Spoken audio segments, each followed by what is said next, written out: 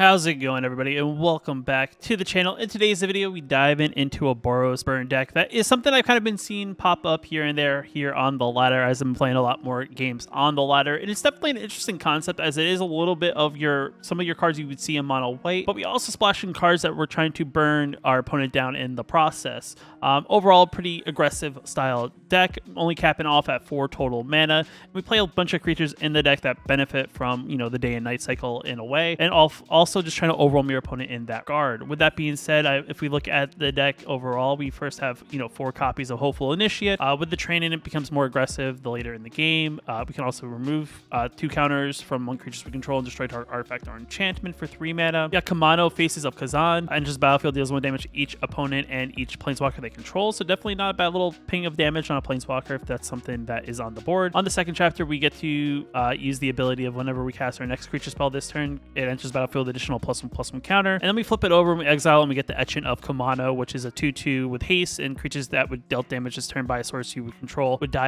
exile instead, which is definitely pretty awesome. We have 4 Play with Fires, 2 damage to any target, either to a player and or our player's creature or planeswalker. But if we do it to a player, we get to scry 1, which helps us fix the top of our deck to get a card we're looking for. Of course, we got because we are playing white, Luminarch Aspirant's probably a very strong 2-drop currently in white, so we have 4 copies of her. Then we have 1 Valorous Stance. We have 4 copies of Bloodthirsty Adversary for the additional way to recur some of our burn spells back from the graveyard by playing the additional 3 mana that we can cast as many times as possible. She enters the battlefield with that many +1/+1 counters, and then we can cast target spell, instant or sorcery with mana value 3 or less from our graveyard and with a copy of that. Then we got Royal Eruption, a 2-mana sorcery spell that we can kick for 5, so essentially play for 7, and we can deal 3 damage to any target. If it was kicked, it deals 5 instead, so definitely a good way to ping off another creature, or maybe even finish off your opponent for 2 mana.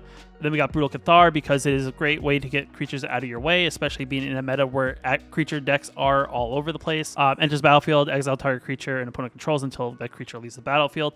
On the Nightbound side is a first strike with ward of 3, and it's a 3/3 first striker, which is definitely very good. Then the card that has actually kind of made the deck that what it is a 3-mana Sunrise Cavalier. It's a 3/3 trample haster. If it's neither day or night, it becomes day, and as it enters the battlefield, so essentially just starts the day-night cycle. But whenever day becomes night or night becomes day, you have to put a +1/+1 counter on target creature control. So herself, she has a way to pump up her creatures when the day-night cycle actually cycles. So overall, pretty strong card that works with our deck. Then we have the Thunderant Raju, the 4-mana 3/3 haster that whenever it attacks, we get to put a +1/+1 counter on target creature control. Then it deals X damage to target opponent, or X's number of modified creatures we control other than Thunderant Raju. So definitely a good deck because we're going to modify a lot of our creatures and get in aggressively that way. And then the mana base is pretty straightforward with 8 plains, 2 Den of the Bugbears, 7 mountains, 4 copies of the red-white pathway, and 2 copies of the Sundown Pass. So overall, very inexpensive deck in the sense that it's not really aggressive. It's not very, it's very early aggro-y. It's not very mid to late game, but it can definitely punish your opponent, especially if you get your opponent down very low very quickly.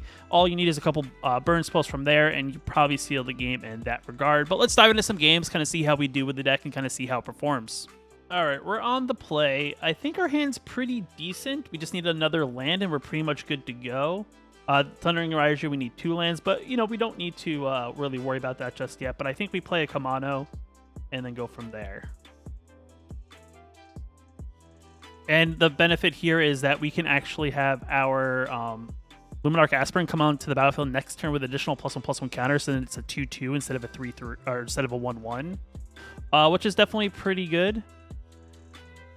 Our opponent's probably like, what are they playing? They play a Capenna turn 1. What color land do I need to play?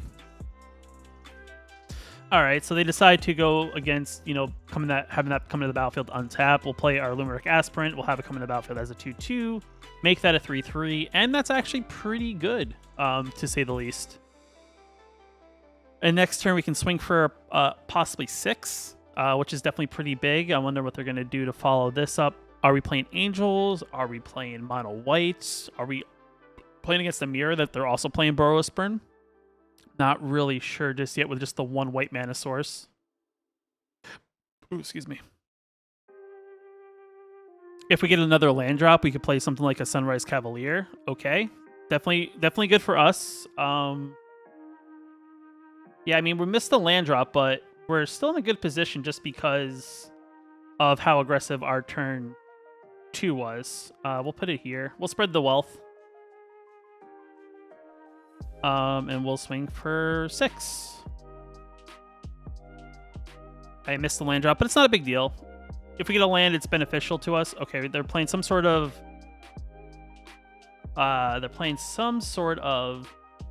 Azorius Control. So this is going to be a lot of damage, surprisingly.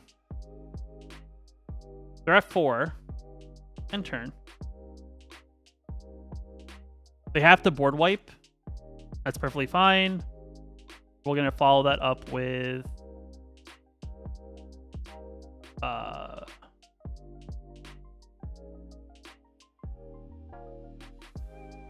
We'll follow it up with a Sunrise Cavalier because that will get the most damage in. And now they pretty much have to slow us down in some sort of way because they're already at 1 life. And it's not even... All right. Sure. They're at 5.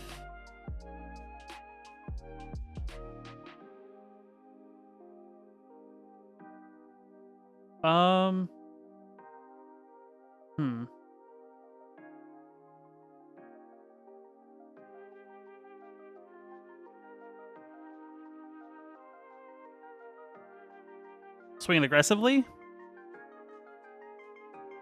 They take 3. They go to 2. They can tap 3, gain a life, draw a card, discard a card. But what does that do? Professor some blah, blah, blah. Environmental Sciences. That's fine.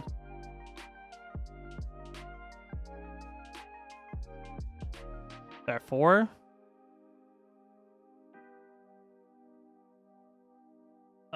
We'll play a red. I kind of want to see what happens here because they have some sort of stick. So,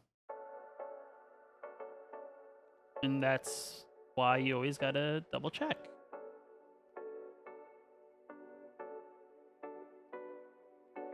We'll take you.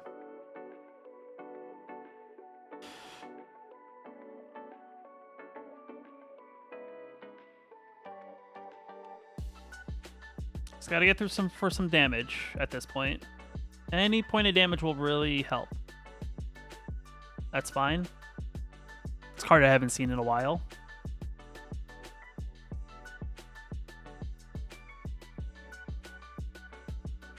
Sure.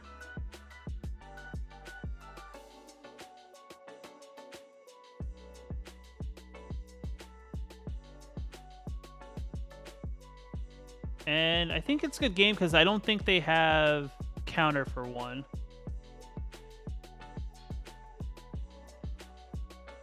Sure.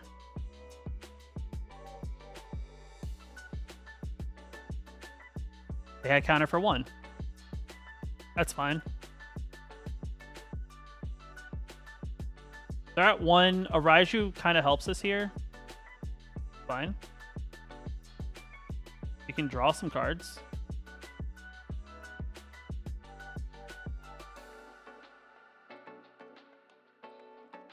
They can't attack. They're not in a position to attack because they're only at 2. What are you doing, you mad lad?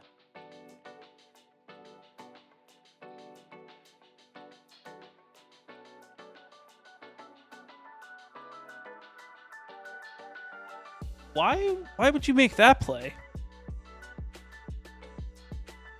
I guess because you were at 2 and it's whatever I draw off the top, you were dead either way? I'm not really sure. You could have saved yourself. Okay, so opponent goes first, but our hand's pretty decent, I would say. So we'll see what happens. Let's see if our opponent's giving us any indication what they're doing. No. I have no idea. But we'll keep. We have the mana we need. This time we're not stuck at 2 mana. Alright, some sort of blue-white. Holy moly, guacamole. We'll play Hopeful Initiate. We'll say go. I don't know what they're doing.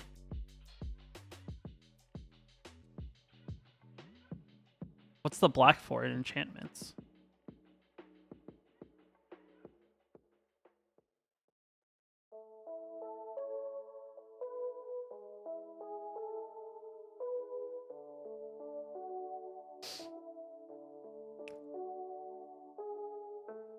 Sure.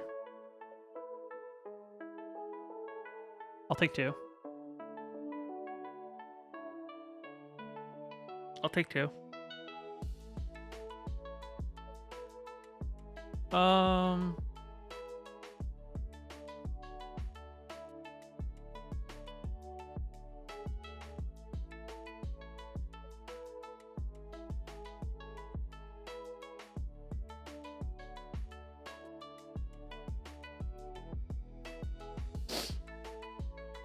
All right, so we're definitely in a good spot here.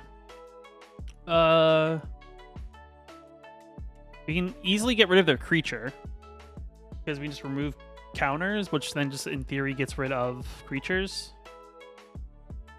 They're thinking about sinking their mana in. I'm kind of curious what the black is because it's like Selesnya enchantments, but we splash black for a reason.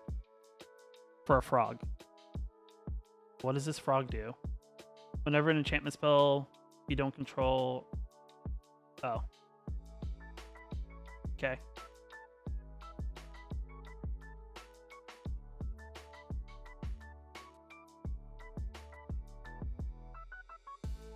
Mm-hmm.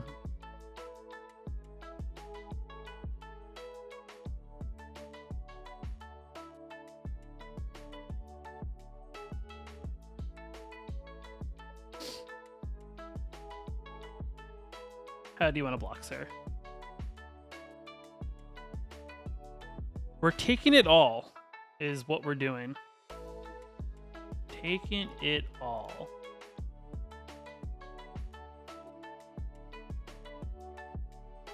End turn. So now you just have a frog.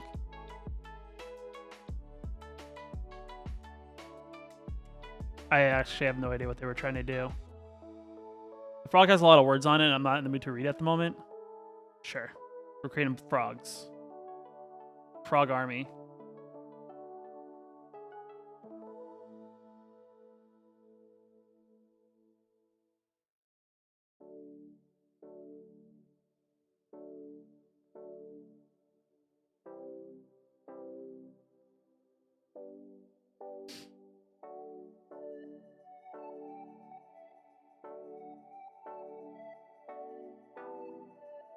They have to block.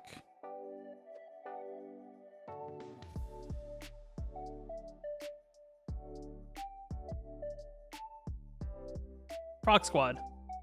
They're at 4. What do you got? Sure. Naturalist is cool, but I have a Bloodthirsty Adversary, and then I auto pay, and I get this, and then I do this to this, and then here, and we swing, and we got training.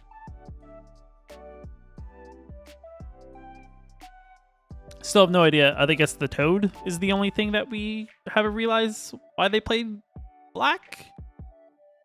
What does the toad do? Whenever you cast an enchantment spell, if you don't control a creature named Kemi, create a Kemi 3/3 legendary black-green frog creature token with whenever you cast an enchantment spell, each opponent loses 1 life, you gain 1 life. Tap 2, Tatsumiri, Rider, and target frog you control can't be blocked this turn except by creatures with flying or reach. Is it worth it to play a play this for that additional effect in enchantments? I'm not sure. Jury's still out. Why do I feel like I have a very land-heavy hand? It's not a bad land-heavy hand, but I do feel like I have a land-heavy hand. I just gotta be aggressive. Just gotta start pinging our opponent down and go from there. This turn 2 play is definitely very strong. Just the turn 2 Luminar coming in to play as a 2/2 and then it becomes a 3/3. It's pretty good. So we got Temur something. Temur. Is this that deck that I'm thinking? This is that deck, isn't it? This is that enchantment deck or whatever.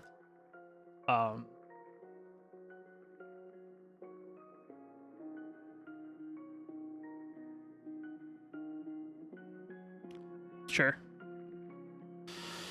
All right. No whammies? No whammies? A lot of pressure on the board.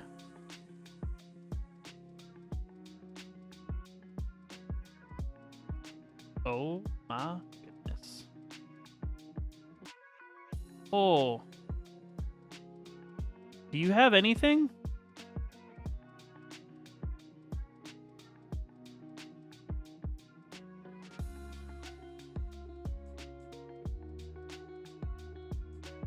Oh, okay. Oh, that was turn 4. Pretty good. Pretty good. Well then. Even on the draw, 40 I don't think I can keep. Yeah. This is a good hand.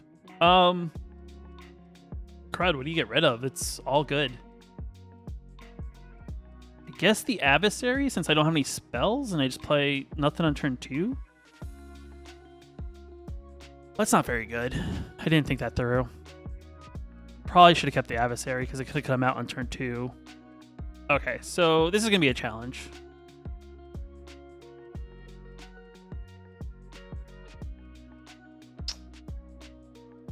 I play it. Maybe draw something on turn 2. I don't really know.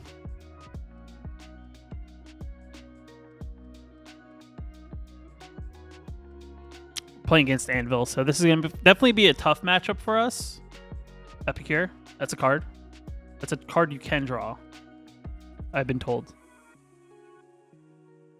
Yeah, it doesn't look like we're going to take benefit of that secondary ability. I think we Royal Eruption. Nope, not trying to play the kick side. I don't have enough mana. We're just trying to play the left side. Just kind of keep their board clear, because that could be, you know, leave room for an Omnixless for a big cost, because they are getting close to Omnixless mana. Which would be my assumption of what they may be trying to do here. So like an Ob for like 1 is not as good as an Ob for 3.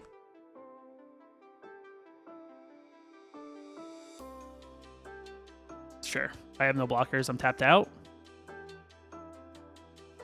Nothing. Nothing, you say?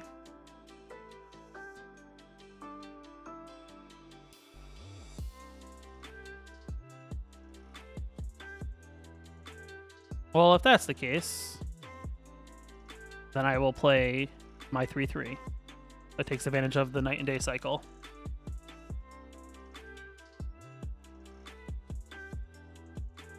They have removal. They're just curious if they should remove it now.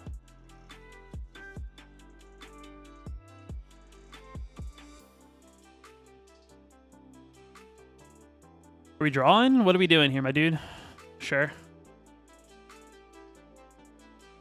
I'll still attack him for 2.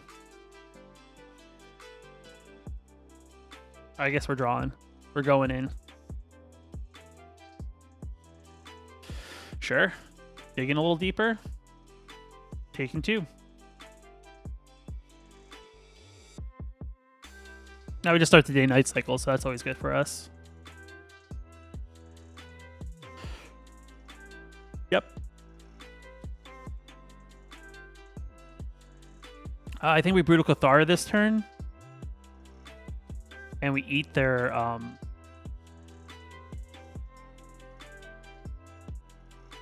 Yeah, we eat their creature token. Nom.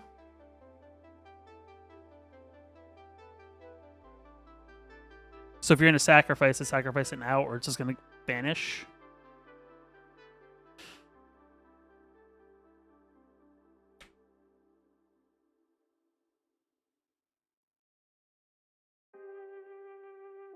We'll swing in for 2. We'll say go. See what they discard here, because it looks like they're really digging for their Anvil would be my best bet. Or maybe some spot removal, because they're not in a good spot. Even though we haven't done a lot of damage to them, they're kind of feeling like they're behind, and they need to dig their deck and find what they need to find.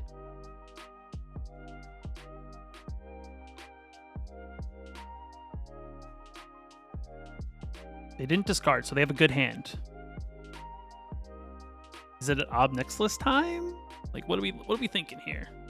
Anvil, nice. We're Anvilin. Sure.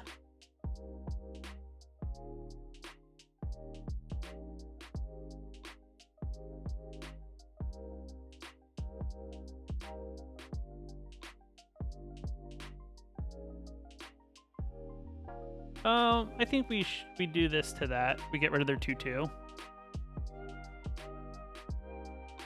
You can't sacrifice your 2/2. It's a 2/2.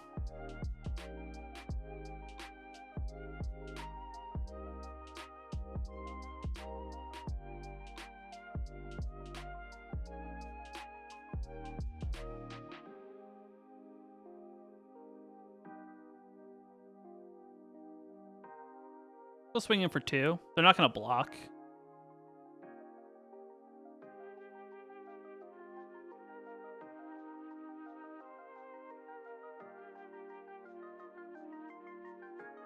I probably played that wrong.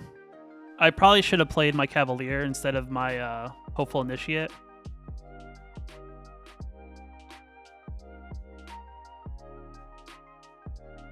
Interesting. They discarded a thing to make an artifact. They don't have a lot of black mana, which has also, I think, been holding them back a little bit.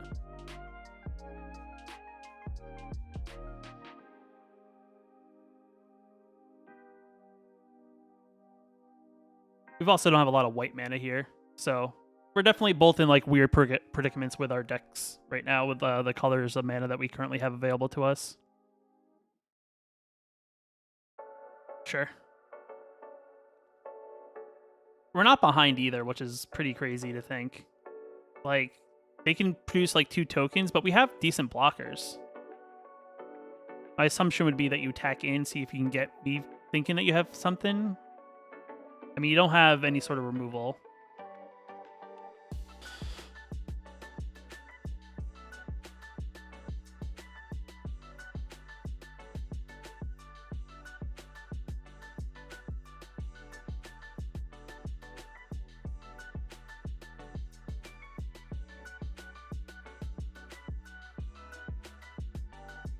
I could have thought about attacking in the sense that I could have hopefully initiated training or something. I don't know. I'll sit back though. See what they got going on here.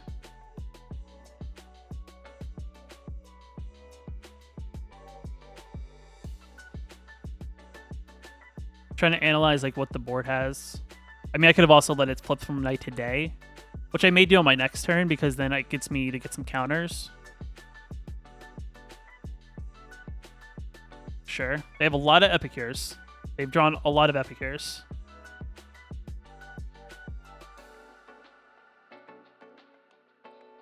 My thing is I think they're making sure they play at least one spell a turn, because if they don't, then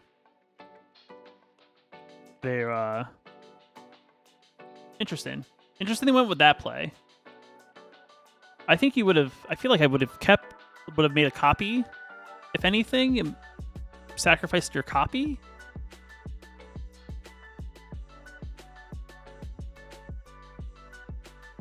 Sure. Discarding to draw. You know, if I was playing black, 1 Meat Hook Massacre, whoosh, whole board gone.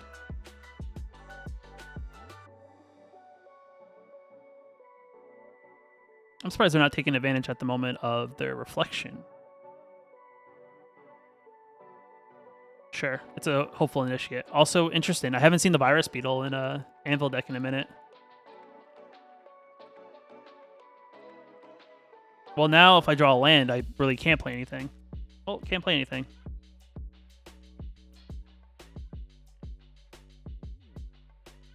Do you have a spell? No attacks. End turn.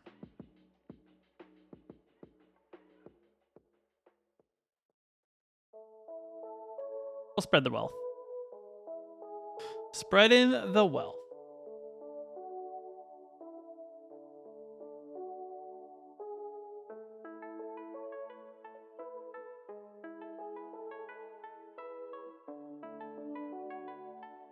I mean, they have a decent sized board. I just don't know.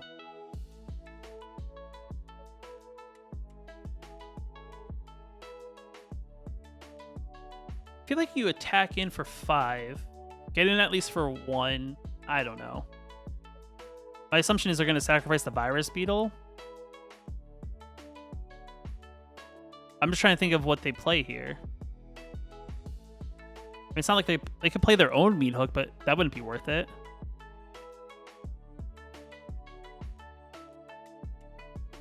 That doesn't count as sacrificing. Or it does? Oh, it's when they leave the battlefield. Interesting. I would have attacked then and gotten for the 2 points. Is that the play? And I don't top deck 2 lands, so we're going to scoop. I'm confused. I feel like they missed lethal then, if they had a meat hook the whole time.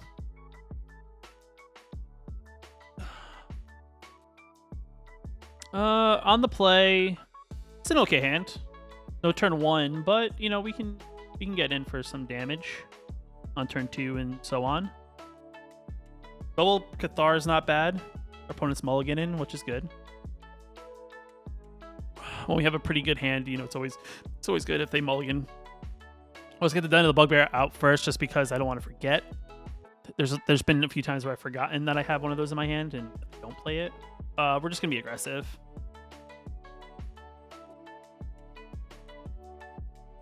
Doesn't look like we're gonna draw any spells for the time being, so might as well be as aggressive as possible. Is that the Kamigawa thing? What is this pet from? What kind of lands are those? Nice. What do you want?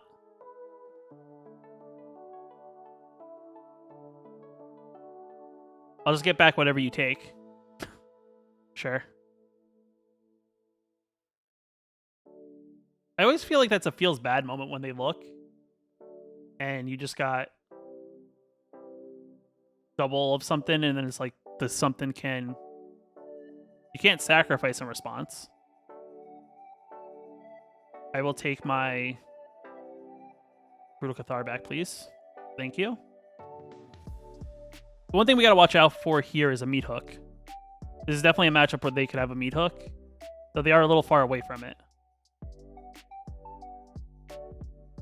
I mean, our opponent may just on turn 3 here just sacrifice and get rid of our or whatchamacallit, our land, which wouldn't be bad. Yeah, we'll play Thunder and Raiju. We'll just put the pedal to the metal.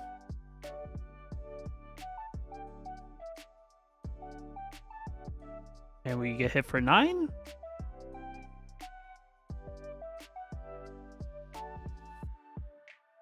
Are we Field the Ruin in? Thank you. Thank you so much. We'll take a red mana. All right, so they are playing Rakdos, but is it too late? That is the question. It is too late. Magic player, good game. Opponent goes first. We have a good hand, I think. You know, we got Hopeful Initiate, we got Luminarch Aspirant to go hand in hand. Sure. That's even better. We'll say go. We're playing some sort of Esper deck, so Esper Humans, Esper Angels, could be one of the many things.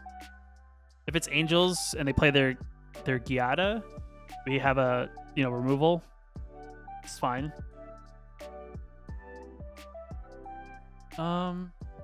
Question is, do I let it grow?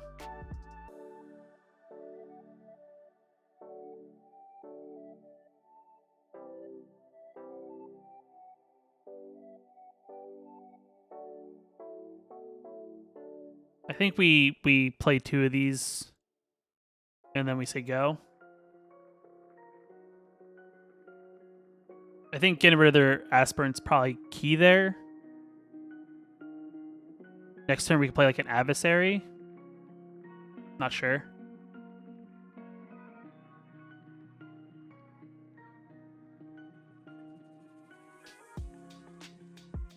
Interesting. We got a Rafine going on. Not bad, not bad.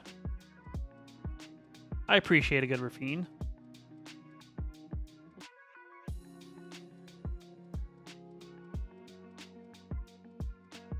So Rafine doesn't kill any of these, right? It just creates a roadblock. I think throwing adversaries not a good in that position. I think doing this and then pumping one so then the other one pumps the other when they both attack is probably the play, just in case there's any enchantments.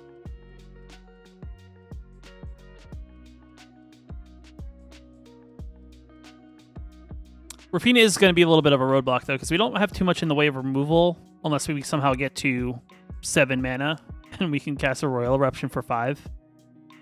But then on top of it have the 1... Is it 1 board? Sure. That's fine. You can... Oh, no attack. Okay. Royal Eruption here? Can.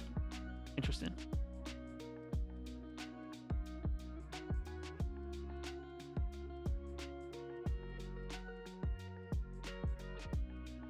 And we attack in for 9.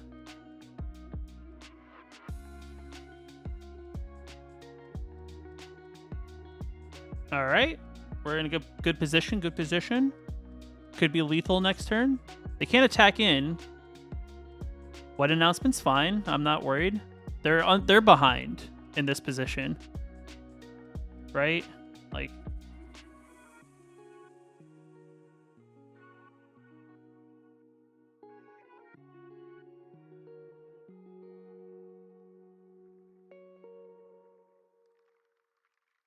And then those grow.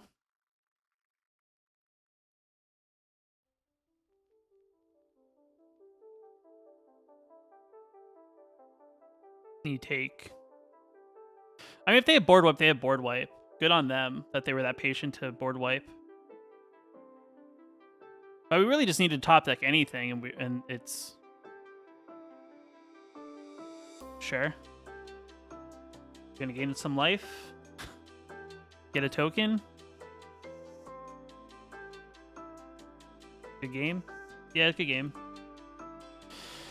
Yeah, we just put the pressure to them that the Rafine, just as much as it could be a decent blocker early, they weren't doing anything with it to make it any bigger. Opponent goes first. I think our hand's still really good. Keep.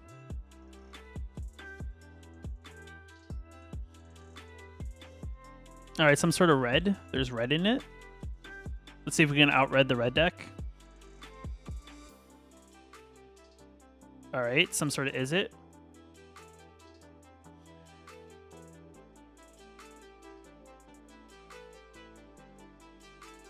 They counter. That's fine.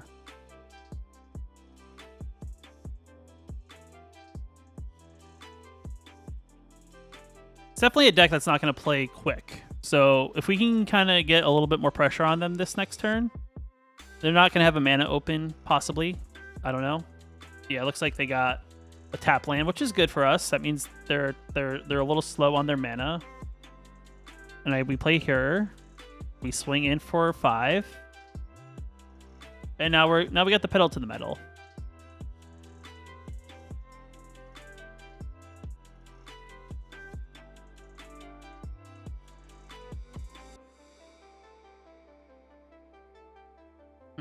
Missing a mana. We swing in for 6.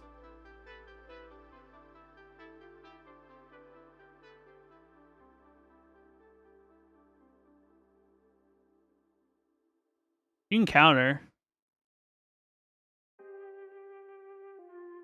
And then a Hopeful Initiate.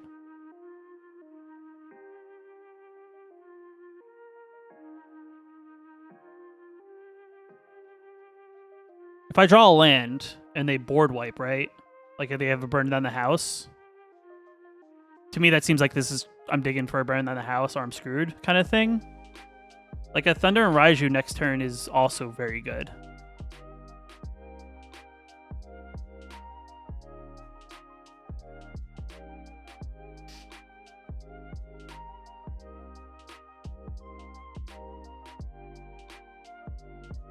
They keep on looking at their Den of the Bugbear. I'm not sure why.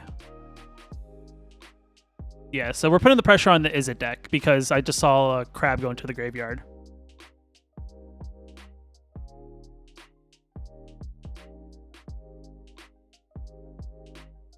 I'll spread the wealth.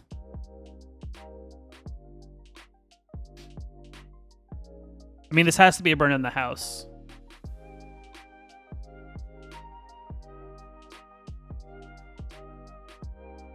Right? Like, I don't know what else you could play in this position. 6 mana. I mean, you can play your own creature, but the creature's not going to stop because you're going to get hit sideways because I'm a little bit too wide. Your Den of the Bugbear doesn't stop because, yet again, when it blocks, it doesn't create a token. It's only when it attacks. Also, the Sunrise has good game?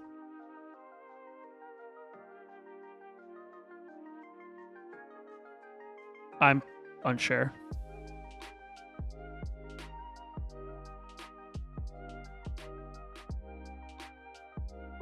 Sure. Do you have a bunch of Fate and Hopes?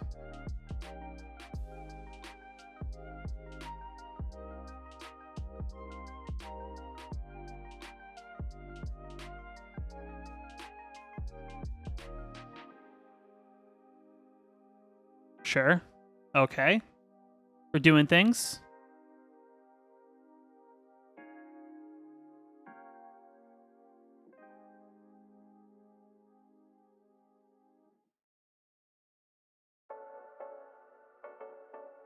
Not that.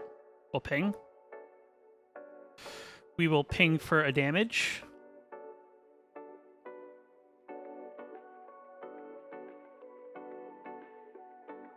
Strangle.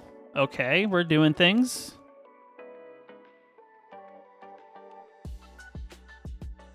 We'll swing in for damage first and see what happens because we get a creature. See if they tap out. If they do, we have multiple ways of dealing that last point of damage.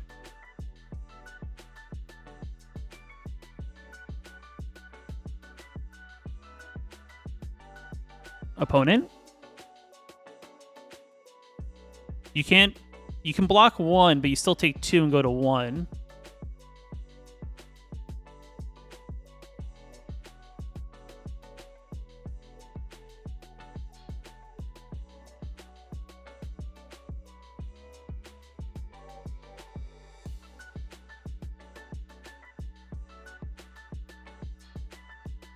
Boop.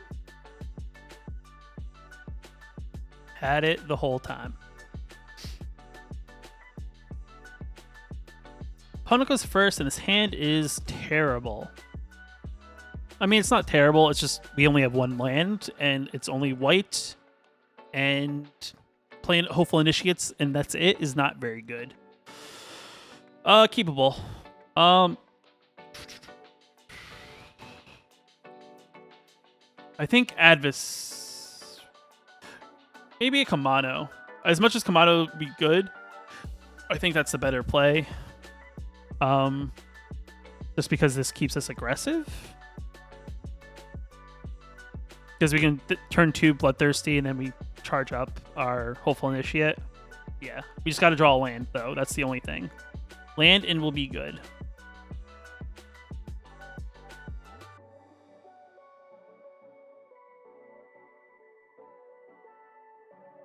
Possibly Rakdos.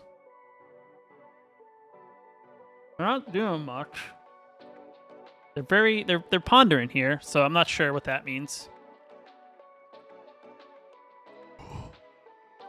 Okay, so we're playing Anvil. Do we have a follow-up? We don't have a follow-up. And we got a land.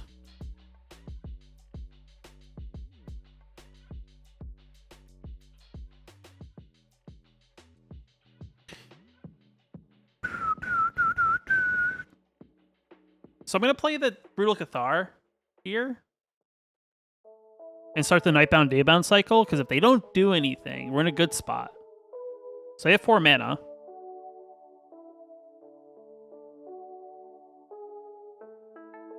Sure.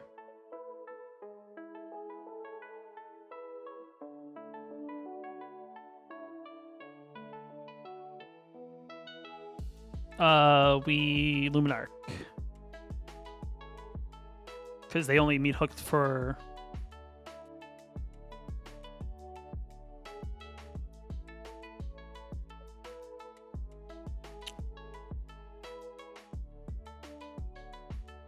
Are they going to sacrifice and drain and get a creature out of this? I'm not really sure. They're definitely in a weird spot, though. Because they had to burn their meat hook and only really get rid of 2 of my creatures, but not all of them.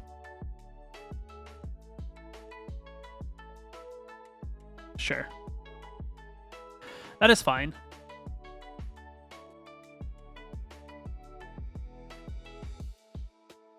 I think we Luminarch again. I'll put all my bread in one basket, just in case, you know, they would have to. They don't have enough mana currently to meat hook and kill the Luminarch. So better save 1 than spread the wealth.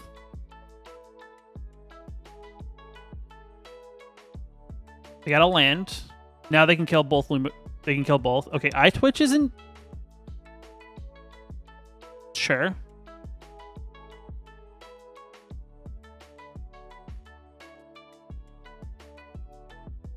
Are we sacrificing already? We are. Sure. What are we learning for?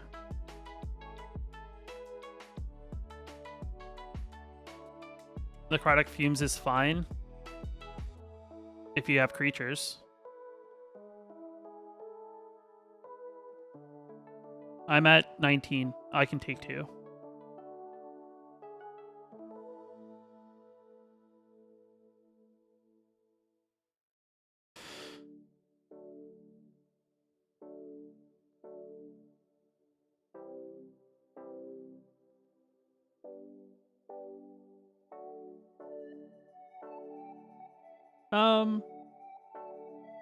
We'll eat this.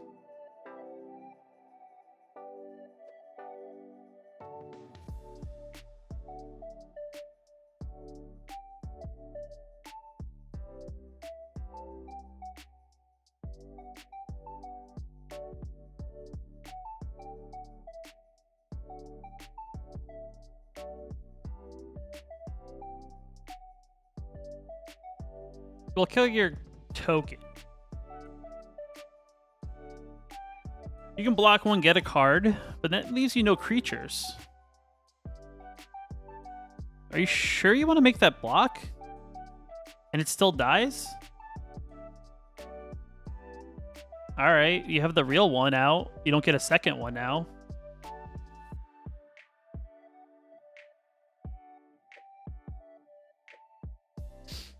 I guess you could play 2 of them. I don't know. They haven't really gotten a creature.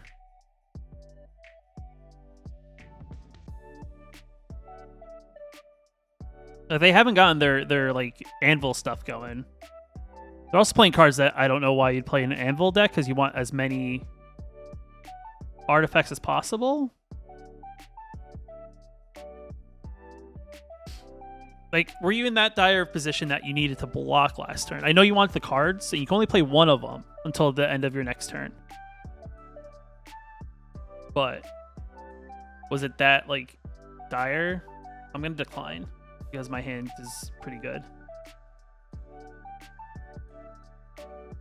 I mean, you can't do all of what you have in your hand right now that I can see face up. You can only play Ob Nixilis, or you play your 2/2, or you play Necrotic Fumes and get rid of one of my Luminarchs. Those are kind of your options at the moment.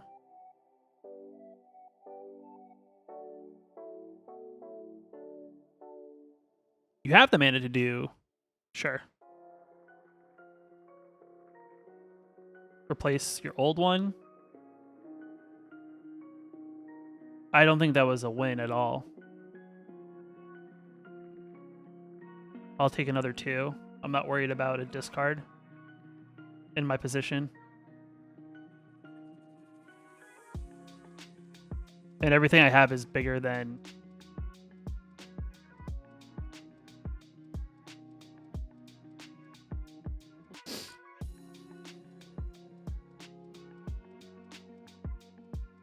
Sure. Another anvil. It's fine, but you can't anvil anything other than itself. That's a card.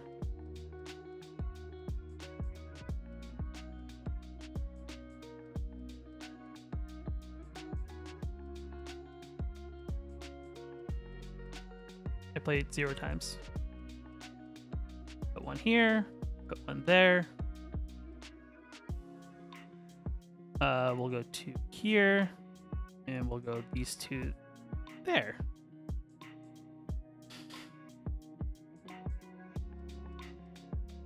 Might as well just let them die at this point.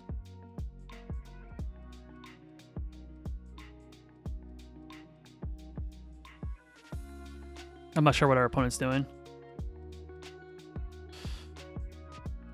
I mean, I could have offered like damage to the face. You can have Anvil sacrifice itself and then play Necrotic Fumes. Is it Necrotic Fumes' turn? I don't know.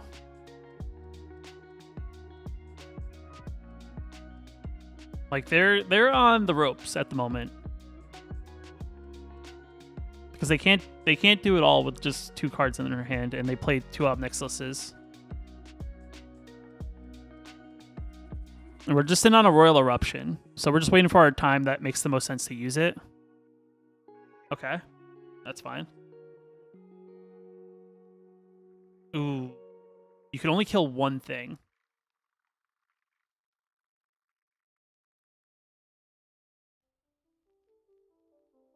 And you have to sacrifice an artifact. Sure.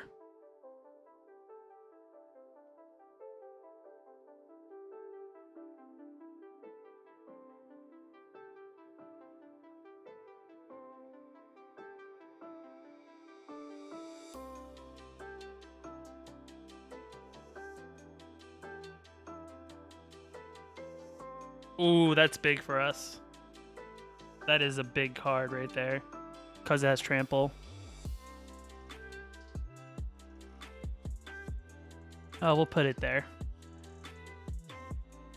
And we push all in. There's not a reason why we wouldn't push all in this position.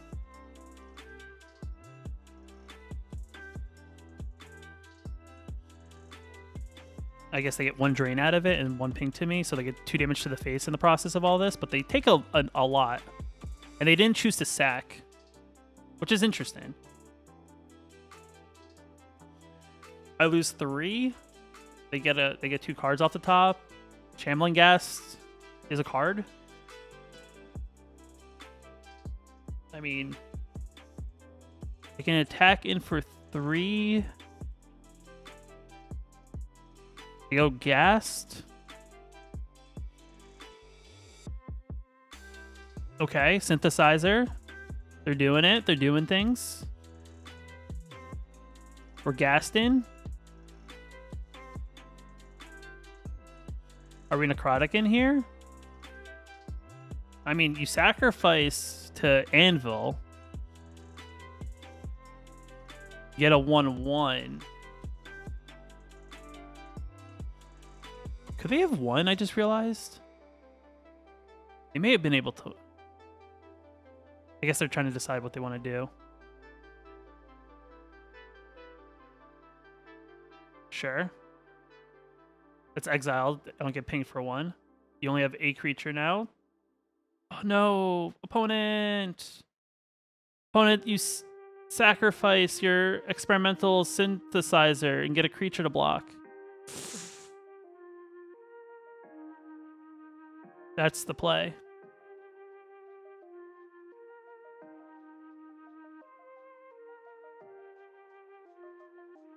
Get a treasure.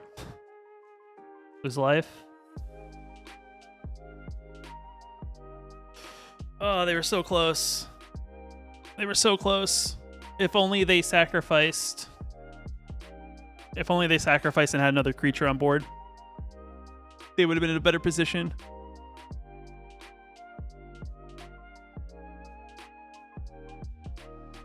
It wasn't that close. It wasn't that close. But good try, opponent. I think they did well. Like, they held their own. And we are back. So, I mean, overall, the deck performed fairly well. I think we were able to put our opponent really on the ropes fairly early, which makes a deck like this definitely very good, especially in best of one and especially on the play.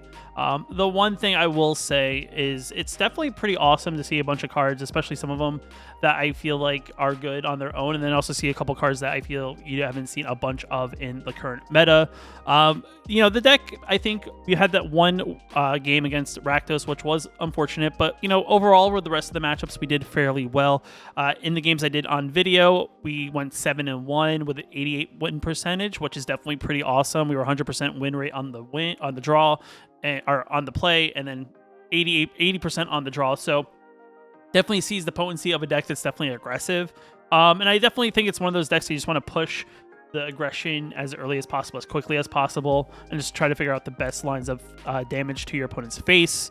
Overall, like I said, you know, we didn't really have a weak matchup. We only lost once to Rakdos. But guys, if you like the video, hit that like button. It definitely helps out a lot. If you're new here, you want to know post new videos on the channel, hit that subscribe button, and I'll see you in the next video.